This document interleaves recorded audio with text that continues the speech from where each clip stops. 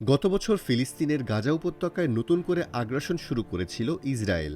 দীর্ঘ সময় ধরে যুদ্ধ বিস্তৃত হওয়ায় চলতি বছরের সেপ্টেম্বরের শেষের দিকে ইসরায়েলের ক্রেডিট রেটিং নেমে গেলে দেশটির অর্থমন্ত্রী বেজালেল স্মোটরিচ তার দেশের অর্থনীতির চাপের কথা স্বীকার করেন।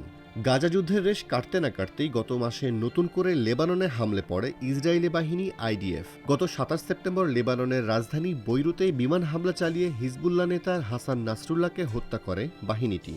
ওই হত্যাকাণ্ডের একদিনের মাথায় অর্থাৎ ২৮ সেপ্টেম্বর বেজালেল স্মোটরিচ বলেন, ইসরায়েলের অর্থনীতি দেশের ইতিহাসের দীর্ঘতম ও সবচেয়ে ব্যয়বহুল যুদ্ধের বোঝা বহন করছে।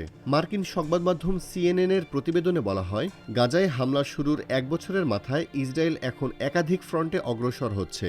এই সংঘাত বিস্তৃত অঞ্চলে ছড়িয়ে পড়লে স্বভাবতই তা ইসরায়েল ও মধ্যপ্রাচ্যের অন্যান্য দেশের অর্থনৈতিক ব্যয় আরও বাড়িয়ে তুলবে।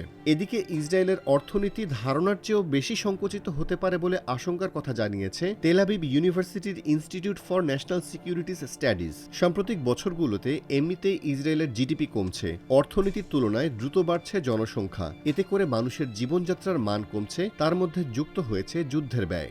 গাজায় ইসরায়েলি আগ্রাসন শুরুর আগে আন্তর্জাতিক মুদ্রা তহবিল পূর্বাভাস দিয়েছিল চলতি বছর ইসরায়েলের অর্থনীতির পরিসর বাড়বে ৩.৪%। তবে এখন অর্থনীতিবিদদের ধারণা এটি ১ থেকে ১.৯% পর্যন্ত বাড়তে পারে।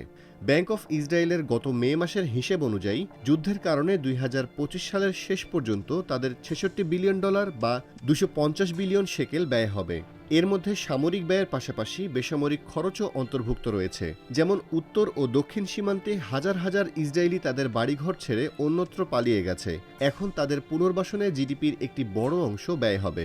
ইসরায়েলে কেন্দ্রীয় ব্যাংকের সাবেক গভর্নর কার্নিট ফ্ল্যাগের আশঙ্কা, সামরিক খাতে জোর দিতে গিয়ে সরকার হয়তো বিনিয়োগ খাতে বাজেট কাটছাঁট করতে পারে। কিন্তু এ ধরনের পদক্ষেপ ভবিষ্যতে সম্ভাব্য অর্থনৈতিক প্রবৃদ্ধি কমিয়ে দেবে।